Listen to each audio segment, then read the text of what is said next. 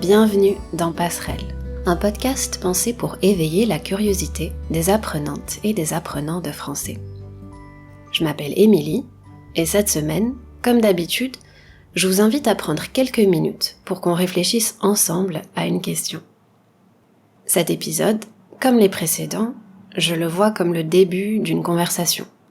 Un échange inspiré par les podcasts que j'écoute, par mes lectures et par des conversations de la vie quotidienne. Mon but, c'est juste de partager avec vous quelques pistes de réflexion et de vous encourager à vous poser des questions en français. Aujourd'hui, on va parler du temps libre et de la ligne qui sépare le temps libre du temps de travail, une ligne qui tend à devenir floue de nos jours. En français, pour parler du temps qui passe, on dit parfois que le temps nous file entre les doigts.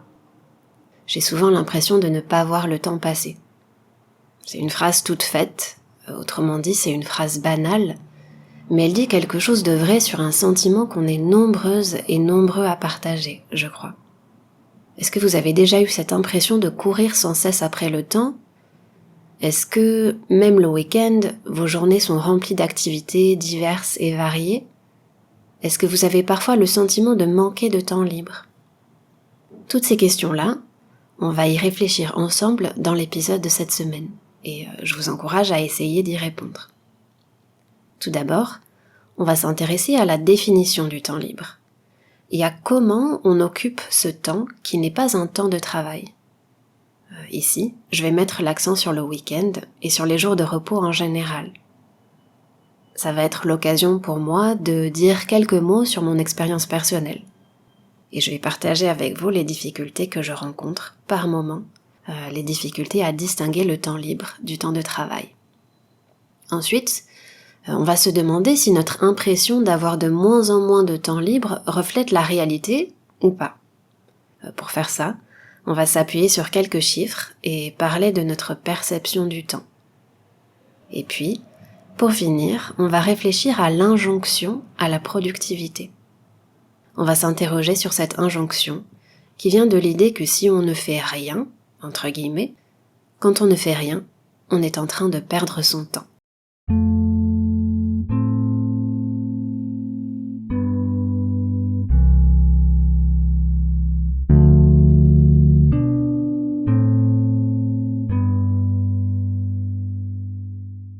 Je vous propose d'entrer au cœur du sujet qui nous intéresse aujourd'hui, le temps libre. Est-ce qu'on peut le définir pour commencer ? Est-ce que vous êtes capable de dire combien de temps vous consacrez au temps libre chaque semaine ?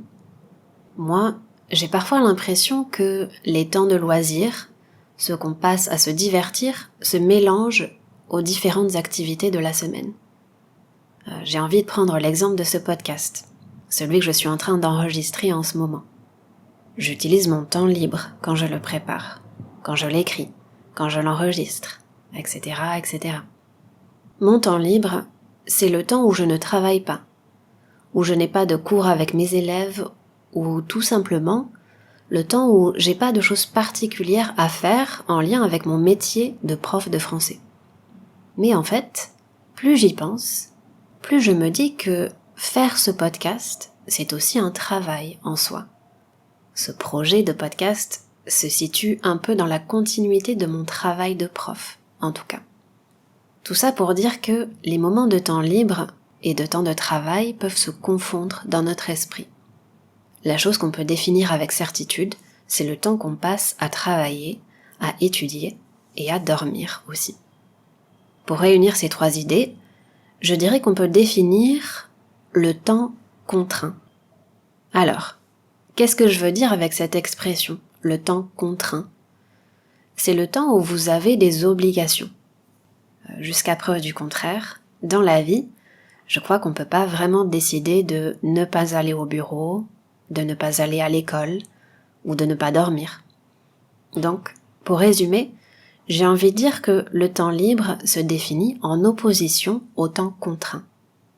Normalement, on a le choix d'occuper notre temps libre comme on le souhaite. En parlant de toutes ces choses-là, ça m'intéresse de savoir ce que vous en pensez, de votre côté. Est-ce que vous vous reconnaissez dans cette impression que le temps libre et le temps de travail, ou celui des études, est-ce que vous avez le sentiment que ces temps se chevauchent ? Quand je dis que ces temps se chevauchent, je veux dire qu'ils se superposent en partie. De mon côté, même si j'adore enseigner, mais là n'est pas la question, j'éprouve une sensation totalement différente quand j'ai une journée entière sans cours et sans aucune contrainte de temps, sans aucun rendez-vous fixé pendant ma semaine de travail. Et par exemple, quand j'ai commencé à enseigner, je travaillais aussi le samedi. Donc, je travaillais tous les jours, sauf le dimanche. Mais c'est quelque chose que je ne fais plus maintenant. En fait, ça fait assez longtemps que j'ai décidé de ne pas avoir de cours avec mes élèves le week-end. Et une fois qu'on s'habitue à avoir un vrai week-end de 2 jours, on prend goût à ça. Pour rester sur ce sujet des activités qui occupent le week-end, mais aussi du temps qu'on passe au travail, c'est une conversation qui revient tout le temps avec mes élèves. Parce que ce sont des éléments qui structurent notre vie quotidienne. Je crois qu'il y a une vraie question à se poser sur comment on choisit d'occuper ce temps libre qui n'est pas un temps de travail. En faisant des recherches cette semaine, je suis tombée sur plusieurs articles qui explorent la manière dont on remplit nos week-ends d'activités en tout genre. Si je vous posais la question « Qu'est-ce qu'un week-end parfait pour vous ?», je recevrais plein de réponses complètement différentes les unes des autres, j'imagine. En revanche, il y a quand même une tendance qui se dessine. En temps normal, le week-end est de moins en moins un moment de repos. Il devient progressivement un temps de productivité et de consommation. En remplissant nos week-ends d'activités, en ne s'autorisant pas à prendre un vrai moment de repos dans la semaine, on met à rude épreuve notre corps et notre esprit. Mettre quelque chose à rude épreuve, ça veut dire qu'on impose à son corps et à son esprit quelque chose de difficile à supporter. J'irai pas jusqu'à dire que le week-end va disparaître, mais je trouve que ça soulève une question importante sur la place qu'on donne à la productivité. Et c'est un point sur lequel on va revenir un peu plus tard. Avant de passer à la partie suivante, je voudrais partager avec vous les idées d'un sociologue français qui s'appelle Jean Viard, parce qu'il dit des choses pertinentes sur la définition du temps libre. Il dit une chose en particulier qui me semble importante. Le temps libre est le temps de la régénération. On a besoin de ce temps de repos pour pouvoir être productif par la suite. Le temps libre structure la société moderne et ses valeurs. Et au bout du compte, le temps libre occupe peut-être une place plus importante qu'on pourrait le penser, à première vue. Et si on parlait maintenant de notre perception du temps ? Quand j'ai des conversations avec les personnes qui m'entourent, quand j'écoute des témoignages dans les médias sur le temps dédié au travail, on dirait que plus on avance, moins on a de temps libre. Du coup, j'ai eu envie de creuser un peu plus cette question. Je me demande si notre ressenti d'avoir moins de temps libre que les générations précédentes est une réalité, ou si, justement, ce n'est qu'une impression. Le meilleur moyen de répondre à cette question, c'est d'observer les chiffres dont on dispose. Là encore, pour ce podcast, j'ai trouvé quelques réponses dans les travaux de Jean Viard, le sociologue dont je vous ai parlé tout à l'heure, qui s'intéresse au temps libre et aux loisirs. Avant de passer aux chiffres, comme toujours, je crois que c'est important de remettre les choses dans leur contexte. Ici, on va parler du temps consacré au travail en France. Donc, pour obtenir les informations qu'on cherche, on se base sur la durée légale de travail en France. Vous le savez peut-être déjà, la durée de travail pour un salarié à temps plein est de 35 heures par semaine dans ce pays. Bien entendu, dans la réalité, certaines personnes vont travailler moins et d'autres beaucoup plus. Du coup, il faut penser à garder ce facteur variable en tête. Il n'existe pas une seule réalité du temps de travail, loin de là. Mais pour revenir aux travaux de Jean Viard, il y a 3 chiffres à retenir. Tout d'abord, aujourd'hui, notre espérance de vie est de 700 000 heures à peu près. Il s'agit d'une moyenne. C'est l'équivalent de 80 ans environ. Deuxième information, le temps de sommeil. Dans une vie, il représente 200 000 heures. Il reste enfin le temps de travail, qui occupe 67 000 heures. Alors, je vous épargne les calculs précis. Si vous êtes curieux, c'est assez facile de trouver des précisions en ligne. Mais en gros, pour avoir droit à la retraite complète, en France, il faut compléter un certain nombre de trimestres. 168 trimestres, pour être exact. Et donc c'est à partir de cette information-là, et de la semaine de 35 heures, qu'on arrive à ce résultat. 67 000 heures de travail. À ça, on peut ajouter un 4e chiffre pour finir, avec le temps des études. Elles tiennent une place de 30 000 heures, en moyenne. En bref, si je reprends les 2 chiffres qui nous intéressent le plus dans cette partie, de nos jours, le travail occuperait en moyenne 67 000 heures à l'échelle d'une vie de 700 000 heures environ. On travaillerait donc à peu près 10% de son existence aujourd'hui. Pour resituer cette information dans un contexte plus global par rapport aux générations précédentes, il y a un siècle, l'ouvrier et le paysan travaillaient à peu près 200 000 heures dans une vie de 500 000 heures. Tout ça voudrait dire qu'on travaille moins qu'au début du XXe siècle, et qu'il y a un vrai paradoxe entre notre perception du temps et la réalité. En tout cas, je vous avoue que ces chiffres tordent le cou à l'idée que je me faisais du temps que le travail représente dans une vie. Tordre le cou aux idées reçues, ça signifie mettre fin aux clichés, à des idées très répandues, mais généralement fausses. Après avoir dit tout ça, je reste curieuse de savoir comment ces chiffres varient d'un pays à l'autre. À ce propos, je vous encourage bien sûr à vous interroger sur la situation dans votre propre pays. Est-ce qu'il vous semble que la situation est similaire à celle que je viens de décrire ? Et si ce n'est pas le cas, en quoi est-ce que les choses sont différentes ? Pour moi, ce qui réunit toutes ces questions, c'est notre perception du temps. À l'évidence, cette perception est subjective. Il y a un vrai paradoxe entre notre impression de trop travailler, de travailler plus, et la réalité du temps libre qu'on vient d'observer à travers les chiffres. Je pense que ce décalage prend sa source dans le fait qu'on vit à une époque où l'offre est de plus en plus grande. Pendant le temps libre, il y a toujours une activité à faire, un nouveau livre à lire, un nouveau film qui vient de sortir sur Netflix. Je crois qu'on est nombreuses et nombreux à avoir ce sentiment de passer notre temps à courir à droite et à gauche. D'une certaine manière, tout ça nous mène à un autre sentiment, celui de la frustration de ce qu'on ne fera jamais. Jean Viard parle du phénomène d'explosion de l'offre qui nous donne en permanence l'impression que l'on ne fait rien. Et logiquement, si on court sans arrêt, on a donc le sentiment qu'on n'a plus de temps.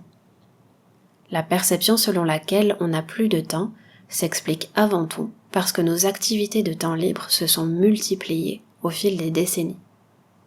Je pense aussi qu'on a toutes et tous vécu cette situation à un moment donné, se sentir débordé, je pourrais aussi dire envahi par les activités du quotidien. Comme le souligne Jean Viard dans ses recherches, c'est un point très important, un élément qu'on a tendance à oublier et qui a une influence directe sur notre perception du temps. Un autre point qui me semble pertinent, c'est qu'on est entré dans la période du numérique depuis une quinzaine d'années. Et c'est d'autant plus vrai que le contexte actuel, avec le télétravail, participe au basculement vers une société numérique. Un basculement qui avait déjà commencé auparavant. Quand je parle de basculement, je fais allusion aux changements qu'on observe dans la société, en lien avec le numérique. Une question que je me pose au quotidien, c'est comment délimiter le temps de travail et le temps de non-travail. Dans mon cas, chaque jour, je passe du temps devant l'écran de mon ordinateur pour travailler. Mais mon ordinateur est aussi un outil de distraction que j'utilise pendant mon temps libre. Au fond, comme mon espace de travail et mon espace de détente se confondent, j'ai parfois l'impression que les temps se mélangent. Pour remédier à ça, c'est essentiel de se poser des règles, d'apprendre à contrôler ce temps continu où la distinction entre temps de travail et temps libre se trouble et devient floue. Reprendre le contrôle dans la manière de gérer son temps, ça passe par le fait d'apprendre à débrancher, à fermer mon ordinateur par exemple. Le but étant de ne pas se laisser envahir par le travail. Je reste cependant consciente que c'est plus facile à dire qu'à faire dans une société où la productivité est très valorisée. En effet, la productivité règne en maître aujourd'hui. Autrement dit, c'est une des choses qui dominent nos sociétés. C'est pour ça que je voudrais prendre quelques minutes pour réfléchir à l'injonction à la productivité. Je dirais que cette injonction vient souvent d'éléments extérieurs, tels que les réseaux sociaux ou les personnes de notre entourage. Cet ensemble d'éléments nous pousse à penser que la valeur d'une personne est directement liée aux choses qu'elle produit et ce qu'elle fait en général. Du coup, on intériorise cette idée et on va avoir tendance à toujours vouloir combler nos temps morts, à les remplir d'activités. Ce que j'appelle les temps morts, ce sont les moments où on n'a rien de spécial à faire. Et cette manière de penser, de concevoir les temps morts comme une perte de temps, je trouve qu'elle pose vraiment question sur la valeur qu'on donne à la productivité. Après tout, qu'est-ce que ça signifie être productif ? C'est une notion qui est toute relative, à mon sens. Ça dépend d'une personne à l'autre. Je suis tombée sur un texte assez court, écrit par une autrice irlandaise, Anne Enright, au moment du confinement. Et je trouve qu'elle résume tout ce qu'il y a de relatif dans la productivité. Elle dit la chose suivante. Honnêtement, il y a beaucoup à dire sur le fait de traîner toute la journée, de chercher des recettes et de ne pas les faire, de ne pas se soucier de peindre le salon ni d'écrire un roman. Au milieu de ce non-événement désordonné qu'on appelle le milieu de l'après-midi, vous pourriez obtenir quelque chose. Une pensée à noter, un bon paragraphe, un potin pour envoyer un texto à un ou une amie. L'ennui est un état productif tant que vous ne le laissez pas vous envahir. Essayez de ne pas confondre l'envie de faire quelque chose avec l'idée que vous êtes inutile. Essayez de ne pas confondre l'envie de contacter quelqu'un avec la pensée que vous n'êtes pas aimé. Faites la chose ou ne la faites pas, l'un ou l'autre est parfait. Pour terminer, je vous laisse avec quelques pistes de réflexion sur l'équilibre entre le temps libre et le temps de travail. On va pas se voiler la face. En d'autres termes, on va pas refuser de voir les problèmes à venir. Les limites entre le temps de travail et le temps libre seront de plus en plus amenées à se confondre dans le futur. Le défi sera de ne pas laisser l'un complètement empiéter sur l'autre, c'est-à-dire de ne pas laisser l'un prendre le dessus sur l'autre. Pour faire ça, je crois qu'il faudrait désapprendre un certain nombre de choses. Une idée importante à retenir est de ne pas constamment chercher à rentabiliser le temps libre afin d'éviter qu'il devienne un nouveau temps de contrainte.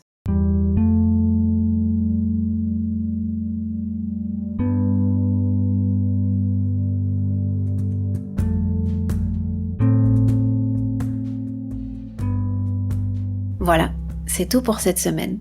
Comme d'habitude, j'espère que cet épisode vous aura intéressé et qu'il vous aura fait réfléchir un peu sur l'équilibre entre le temps libre et le temps de travail dans votre vie, et également sur la manière dont vous choisissez d'occuper votre temps libre.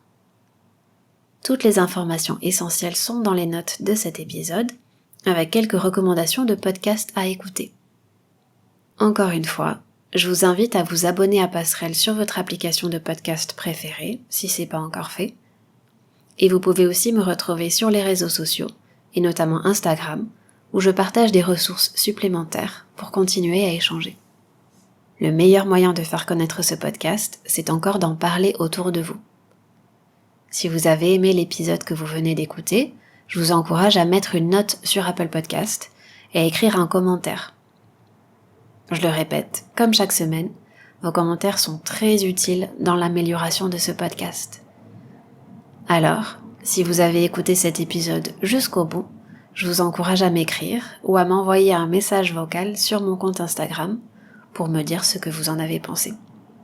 Je vous remercie d'avoir pris le temps de m'écouter aujourd'hui et je vous donne rendez-vous bientôt pour le prochain épisode.